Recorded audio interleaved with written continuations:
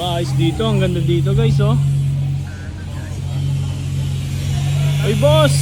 Boss, ko na naman yan! Boss, ikaw na naman! Ano ginagawa mo dito boss? Ito boss, andito tayo ngayon sa Petron Philippine Motorsport Championship. So, nire-represent natin ngayon yung ating kaibigan na si Boss Marvel. No? So, ito is ang kanyang pangalan ng team is MEC Automotive. Guys, meron tayong YouTube channel niyan. So, follow nyo sila. Meron din tayong Facebook page.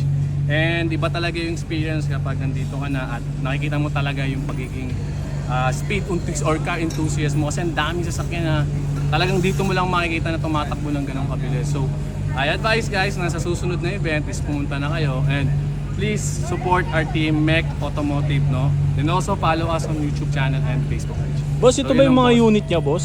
Oo boss, ito yung mga unit natin. So Lupit as you naman can ng see boss, unit this na is to. a Porsche. And this one, nasa mga modified na to. So tingnan mo na po.